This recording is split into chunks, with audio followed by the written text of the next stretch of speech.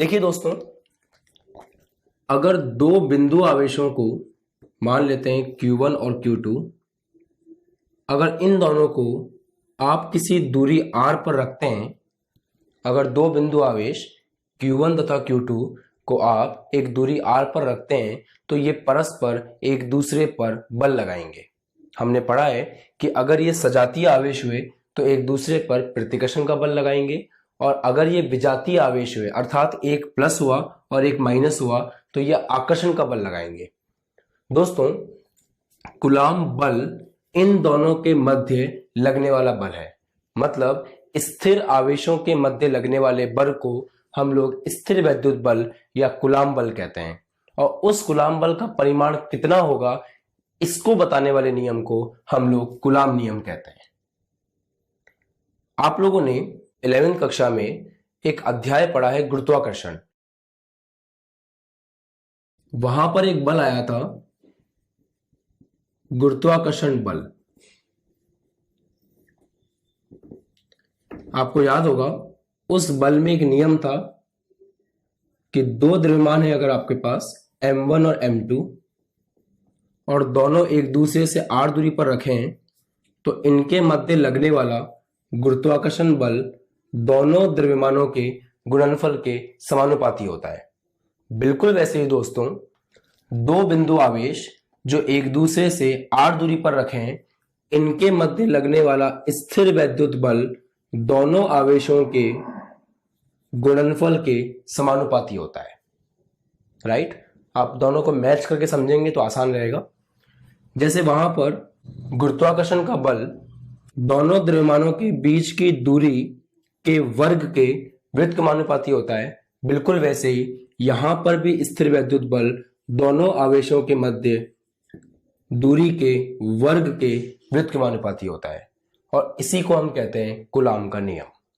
फिर से एक बार, दो स्थिर बिंदु आवेशों के मध्य लगने वाला स्थिर वैद्युत बल दोनों आवेशों के गुणनफल के समानुपाती तथा आवेशों के मध्य दूरी के वर्ग के व्युत्क्रमानुपाती होता है, एवं यह बल इन दोनों आवेशों को मिलाने वाली रेखा के अनुदिश कार्यरत रहता है। मतलब इस रेखा के अनुदिश, इन दोनों को मिलाने वाली रेखा है ये, तो इस रेखा के अनुदिश ये बल कार्यरत रहेगा।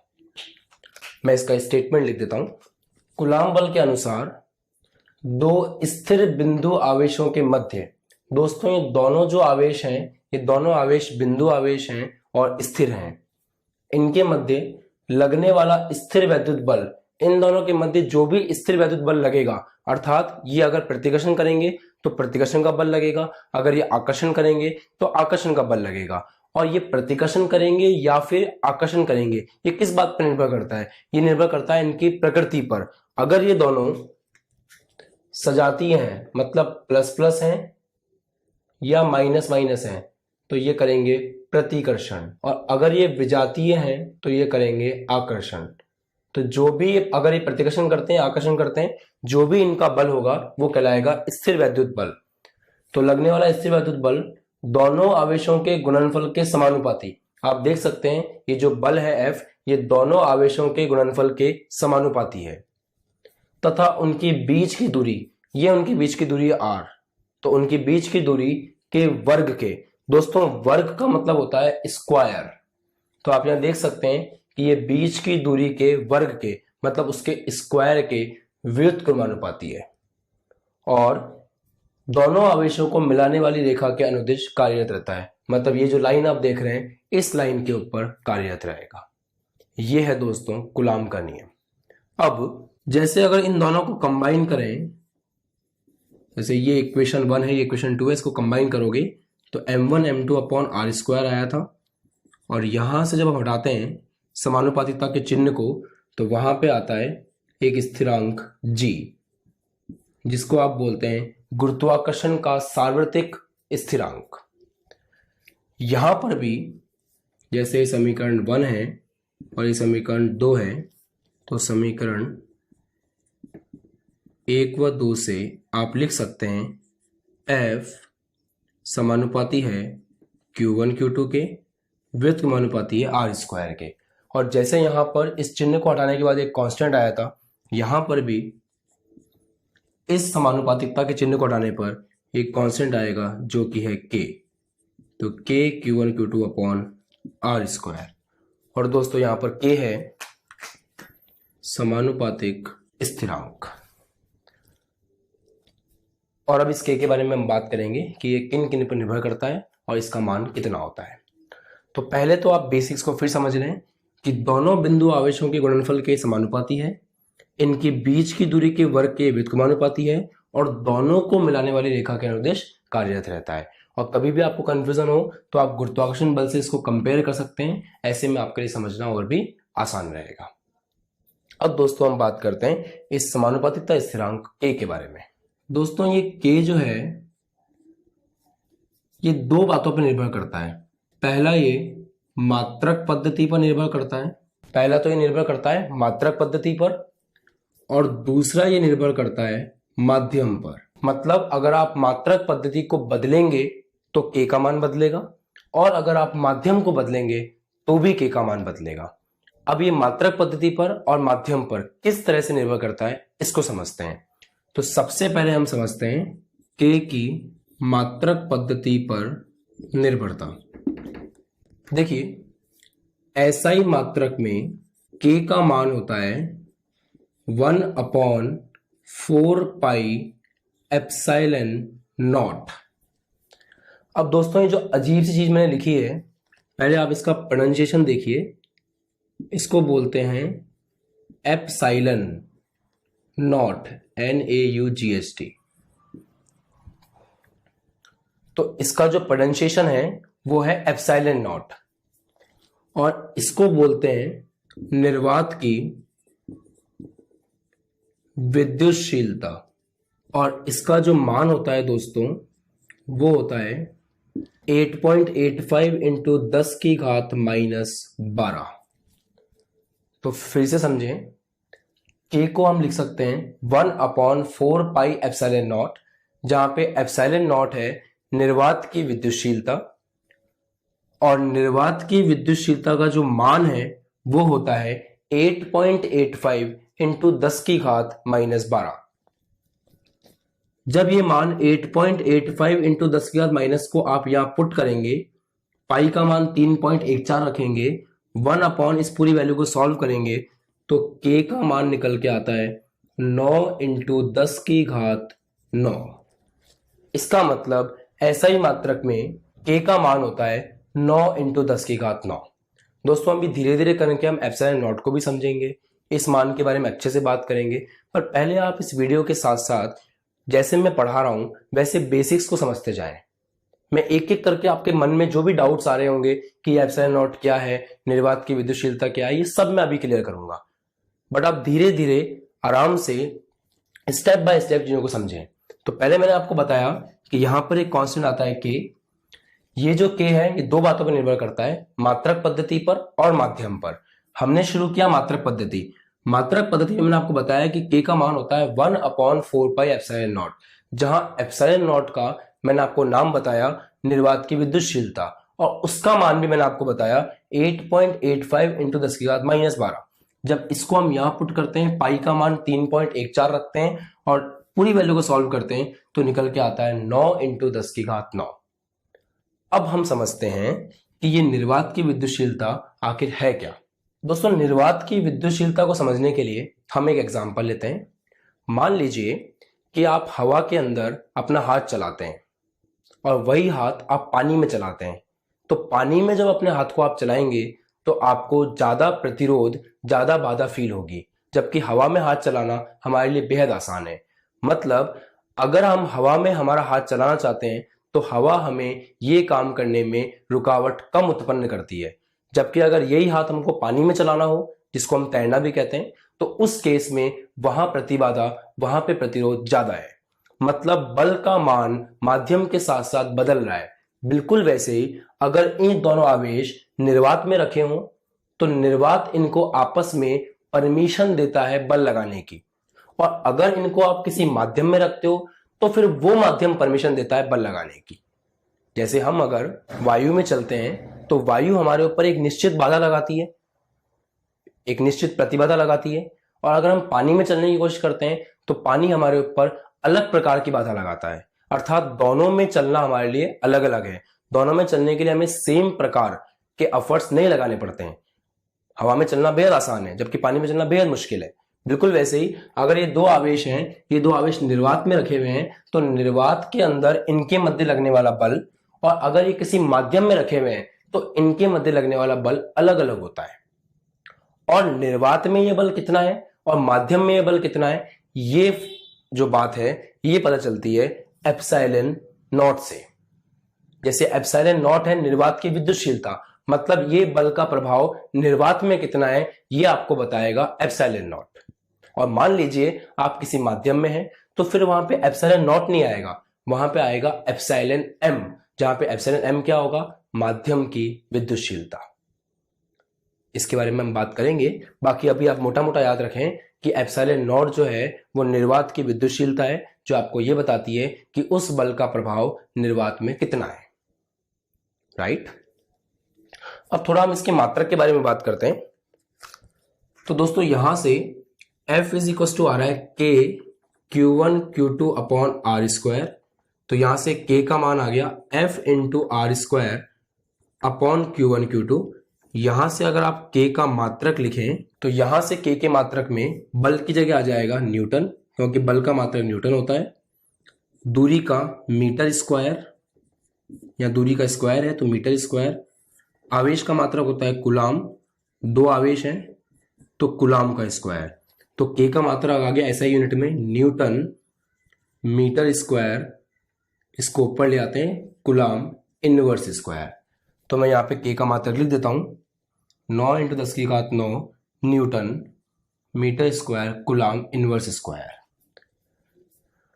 और यहां से हम एक और काम कर सकते हैं। आप देख सकते हैं कि जो मात्रक K का है उसका उल्टा मात्रक एप्सिलॉन नॉट का होगा, क्योंकि K is equal to 1 upon epsilon naught. तो K का जो मात्रक है उसका जस्ट उल्टा मात्रक किसका होगा, एप्सिलॉन नॉट का।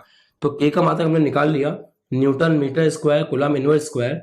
तो यहां से एप्सिलॉन नॉट का मात्रक आएगा न्यूटन का उल्टा न्यूटन इनवर्स, मीटर स्क्वायर का उल्टा मीटर इनवर्स स्क्वायर, और कुलाम इनवर्स स्क्वायर का उल्टा कुलाम स्क्वायर। तो जो मात्रक K का है उसका जस्ट उल्टा मात्रक किसका है, एप्सिलॉन नॉट का। राइट।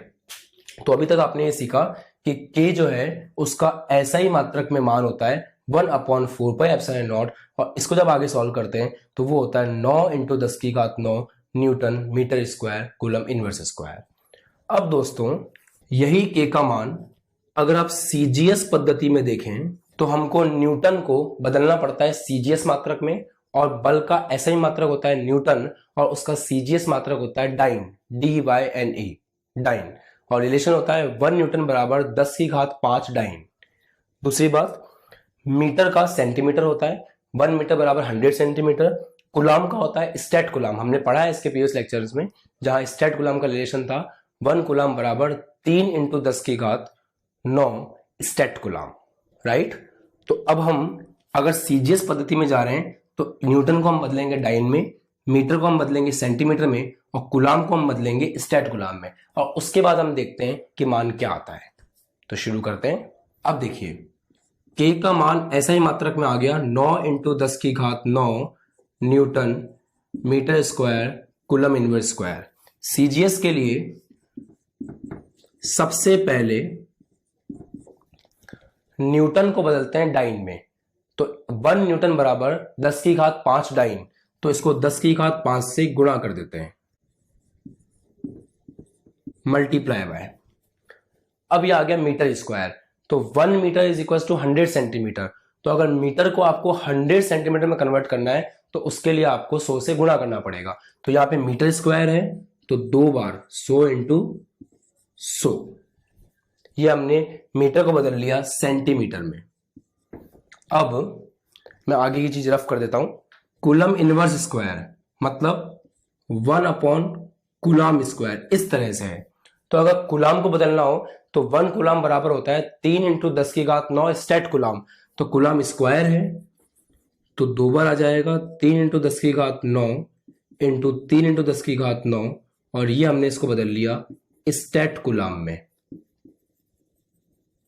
अब ये पूरा हमने एसआई मात्रक से सीजीएस मात्रक में परिवर्तन कर दिया है। अब इसको सॉल्व करते हैं तो ये 9 कैंसिल हो जाएगा। यहाँ 10 की कितनी पावर आ रही देखते हैं, तो 5 2 7 2 9 9 9 18 और नीचे पावर आ रही है 9 9 18, तो इससे ये कैंसिल और ये कंप्लीट आपका कैंसिल हो जाएगा। सही बात है। यहाँ 10 की घात आ रहे हैं टोटल 9।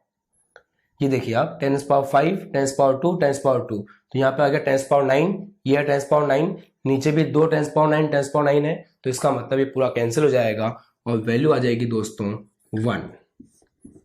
देखिए अगर मैं चाहता तो आपको डायरेक्ट ये बात बता सकता था कि k का मान सीजीएस मात्रक में 1 होता है, जैसा बहुत सारे बुक्स में लिखा भी है, बट मैं ये चाहता हूं कि आप उस चीज को खुद से करके देखें कि किस तरह से हम एसआई मात्रक से सीजीएस मात्रक में परिवर्तित करके मान को 1 लेकर आते हैं। क्योंकि जब तक आप चीजों को डायरेक्ट रट लेंगे तब तक उनको समझने की जो प्रवृत्ति है वो आप में डेवलप नहीं होगी, और जब तक चीजें आप समझेंगे नहीं तब तक आपका जो रिजल्ट है वो अच्छा नहीं बनेगा। क्योंकि रिजल्ट के अंदर बहुत सारी चीजें मैटर करती है। जब एग्जाम में क्वेश्चन आता है तो वो क्वेश्चन लॉजिकल होते हैं, वह हमारी लॉजिकल थिंकिंग डेवलप होनी चाहिए, और उसके लिए हमें बहुत छोटी छोटी बातों को भी अंदर तक समझना होता है। तो ये हमने सीखा कि किस तरह से जो एसआई पद्धति में इसका मान था 9 × 10 की घात 9, उसको हमने बदल लिया सीजीएस पद्धति में। अब आपको अच्छे से याद रखना है कि जो k का मान होता है वो एसआई मात्रक में होता है 1/4πε0 या फिर 9 × 10 की घात 9 newton metre square coulomb inverse square, यह है एसआई मात्रक में। और सीजीएस मात्रक में कितना होता है, तो सीजीएस मात्रक में k का मान 1 होता है। ये आपको अच्छे से याद रखना है। अब दोस्तों हम समझेंगे कि k की निर्भरता माध्यम पर किस तरह से आती है, राइट। तो शुरू करते हैं। अब देखिए दोस्तों, पहले हम निर्वात में देखते हैं। तो निर्वात में अगर आप बल लिखते हैं तो निर्वात में वो बल होगा k Q1 Q2/r², जहां पे आप k का मान लिखेंगे 1/4πε0 Q1 Q2/r²। और जैसा मैंने आपको स्टार्टिंग में समझाया था कि निर्वात इस बल को कितनी परमिशन देता है, ये बात आपको कौन बताता है, तो ये बात आपको बताता है ε0, अर्थात ε0 है निर्वात की विद्युतशीलता। सही बात है। अब मान लीजिए आपने निर्वात को हटा के इन दोनों आवेशों को किसी माध्यम में रख दिया। ओके, तो माध्यम में अगर आप लिखना चाहेंगे तो F माध्यम होगा, देखिए जब निर्वात था तो यहां पे आ रहा था ε0 निर्वात की विद्युतशीलता, जब माध्यम होगा तो यहां पर आएगा 1/4πε0m, और ε0m क्या होगा दोस्तों, वो होगा माध्यम की विद्युतशीलता। और इसका माध्यम के साथ में मान बदलेगा। मैंने आपको जो मान बताया था अभी वो निर्वात का था 8.85 10 की घात -12, वो निर्वात का था। अब अलग अलग माध्यम का अलग अलग ε0m का मान होगा, राइट। बाकी चीजें as it is Q1 Q2/r²। अगर आप इसको फील करना चाहें तो ये आपको एप्सिलॉन ये बताता है कि उस माध्यम में उस बल को कितनी परमिशन मिल रही है अप्लाई होने के लिए। जैसे आप हवा में किसी को मारते हैं और पानी में किसी को मारते हैं तो बल पानी में कम लगता है, सही है। वैसे ही अगर इन आवेशों के मध्य बल आप निर्वात में देखेंगे और माध्यम में देखेंगे तो उसमें परिवर्तन आएगा। अब वो परिवर्तन कितना आ रहा है ये आपको कौन बताएगा, ये आपको बताएगा ये एप्सिलॉन। निर्वात है तो निर्वात की विद्युतशीलता आएगी, माध्यम है तो माध्यम की विद्युतशीलता आएगी। ठीक बात है। अब दोस्तों इसे कह दिए समीकरण नंबर 1, इसे कह दिए समीकरण नंबर 2। अब समीकरण 1 में 2 का भाग लगाते हैं तो लेफ्ट का लेफ्ट में F निर्वात अपॉन F माध्यम इज इक्वल्स टू ये हो जाएगा 1/4πε0 डिवाइड बाय इसका 1/4πε0m। और दोस्तों बाकी चीजें सेम है, Q1 Q2/r², Q1 Q2 upon R square. तो इसको आगे सॉल्व करेंगे तो ये आएगा F निर्वात अपॉन F माध्यम बराबर, ये ऊपर चल जाएगा तो ये आ जाएगा epsilon m divide by epsilon naught. तो आपका F निर्वात अपॉन F माध्यम आ गया epsilon m divide by epsilon naught.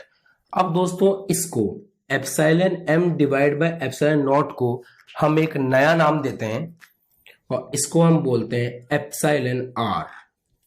तो एप्सिलॉन r आपका होता है epsilon m divide by epsilon not, और एप्सिलॉन r का नाम है आपेक्षिक विद्युतशीलता। तो आपकी आपेक्षिक विद्युतशीलता होती है माध्यम की विद्युतशीलता डिवाइड बाय निर्वात की विद्युतशीलता।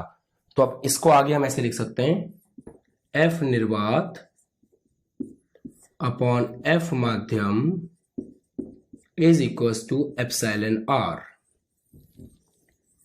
जहां पे एप्सिलॉन r क्या है, आपेक्षिक विद्युतशीलता। और इस तरह से आप पता लगा सकते हैं कि माध्यम में जाने पर किस तरह से बल परिवर्तित होगा। इसका एक और रूप हो सकता है, इसको इधर ले आए, इसको नीचे ले आए, तो F माध्यम बराबर F निर्वात अपॉन एप्सिलॉन r। अर्थात आप दो आवेशों के मध्य बल अगर निर्वात में निकाल चुके हैं और उन दोनों आवेशों को ले आके आप किसी माध्यम में रखते हैं और फिर आपको उस माध्यम में बल चाहिए, तो जो निर्वात में आपने बल लगाया था उस बल को भाग लगा दीजिए उस माध्यम की आपेक्षिक विद्युतशीलता से। और आपेक्षिक विद्युतशीलता क्या होती है, माध्यम की विद्युतशीलता डिवाइड बाय निर्वात की विद्युतशीलता। एप्सिलॉन r बराबर epsilon m upon epsilon naught. तो ये डिस्कस हमने किया कि किस तरह से के माध्यम पर निर्भर करता है। दोस्तों फिर से आप याद रखें, सबसे इंपॉर्टेंट यहाँ पे नाम है, मैं फिर रिवाइज करा देता हूं। एप्सिलॉन r होता है आपेक्षिक विद्युतशीलता, एप्सिलॉन m होता है माध्यम की विद्युतशीलता, एप्सिलॉन नॉट होता है निर्वात की विद्युतशीलता। किस तरह से हमने किया, रिवाइज करते हैं। निर्वात में बल को हमने लिखा K Q1 Q2 upon R square, K को लिखा 1 upon 4 pi epsilon naught. Epsilon naught क्या है, निर्वात की विद्युतशीलता, निर्वात में कितनी परमिशन है वो। फिर जब माध्यम में लिखा तो हमने लिखा 1 अपॉन 4 पाई एप्सिलॉन m। अब माध्यम की विद्युतशीलता आएगी, विद्युतशीलता का मतलब परमिशन, कितनी परमिशन मिल रही है बल लगाने की। तो अगर आप माध्यम में हो तो माध्यम की आएगी, तो माध्यम की विद्युतशीलता। हमने समीकरण 1 को समीकरण 2 से भाग लगाया, तो माध्यम की विद्युतशीलता पूरा सॉल्व करने के बाद ऊपर मिली और नीचे मिली निर्वात की विद्युतशीलता। इसको हमने एक नया नाम दिया आपेक्षिक विद्युतशीलता। और जब इसको रिअरेंज करके लिखा तो हमें पता चला कि अगर आप बल निर्वात में निकाल चुके हो तो उसको आपको बस भाग लगाना है आपेक्षिक विद्युतशीलता से और आपको मिल जाएगा उस माध्यम में बल। दोस्तों आपेक्षिक विद्युतशीलता का जो मान है वो हमेशा 1 के बराबर या 1 से बड़ा होता है। जो एप्सिलॉन r है, इस एप्सिलॉन r का मान 1 के बराबर हो सकता है या उससे हमेशा बड़ा होता है। बराबर कब होता है, एप्सिलॉन r 1 के बराबर तब होगा जब आपका माध्यम पुनः निर्वात हो। क्योंकि आप देखें अगर आप निर्वात में हैं और निर्वात के लिए बात कर रहे हैं तो फिर एप्सिलॉन r का मान कितना आ जाएगा, F निर्वात अपॉन F निर्वात दैट इज 1।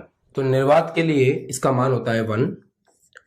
धातु के लिए अगर कोई धातु है तो धातु के लिए इसका मान होता है अनंत। हवा के लिए इसका मान होता है 1.00059। तो हवा के लिए है 1.00059। तो जब भी हम निर्वात की बात करते हैं या वायु की बात करते हैं तो हम वैल्यू इसकी 1 ही लेते हैं, राइट। इसलिए निर्वात और वायु को लगभग बराबर माना जाता है यहाँ पर, क्योंकि आप देख रहे हैं कोई ज्यादा फर्क नहीं आ रहा। तो ये होता है दोस्तों, कुछ मैंने मान बताया आपको एप्सिलॉन r के। जैसे कि माध्यम अगर आपका निर्वात ही है, आप निर्वात के लिए बात कर रहे हो तो ये 1 होता है, धातु के लिए अनंत होता है और हवा के लिए 1.00059 होता है। और हाँ एक और बात, ये सारे जो मान लिखे गए हैं ये 20 डिग्री सेंटीग्रेड पे लिखे गए हैं, राइट। और दोस्तों इस आपेक्षिक विद्युतशीलता का एक और नाम है, इसको हम परावैद्युतांक भी कहते हैं। इसको हम परावैद्युतांक भी कहते हैं। तो हो सकता है कि कुछ बुक्स में आपको आपेक्षिक विद्युतशीलता की जगह परावैद्युतांक लिखा हुआ मिले, तो आप कंफ्यूज ना हो। एप्सिलॉन आर के दो मान हैं, आपेक्षिक विद्युतशीलता या परावैद्युतांक। तो दोस्तों ये हमने सीखा कि किस तरह से के निर्भर करता है मात्रक पद्धति पे और दूसरा माध्यम पर। आपको दो ही बातें याद रखनी है जो बहुत खास हैं, वो ये है कि के का मान एसआई में होता है 9 × 10⁹ और सीजीएस में होता है 1। दूसरी इंपॉर्टेंट बात, के का मान अगर आप निर्वात के लिए देख रहे हो तो 1/4πε0 होता है, और अगर आप माध्यम के देख रहे हो तो 1/4πε होता है, जहां एप्सिलॉन नॉट है निर्वात की विद्युतशीलता, एप्सिलॉन एम है माध्यम की विद्युतशीलता। और epsilon M upon epsilon naught को हम लोग बोलते हैं एप्सिलॉन आर, जो कि होती है आपेक्षिक विद्युतशीलता या उसका दूसरा नाम है परावैद्युतांक। इस लेक्चर के अच्छे से नोट्स बनाएं और इस चीज को रिवाइज करें, क्योंकि ये आने वाले चैप्टर्स में जितने भी टॉपिक्स हैं उन सब का बेस है। इसका हम एक और सेकंड पार्ट बनाएंगे जिसके अंदर हम इस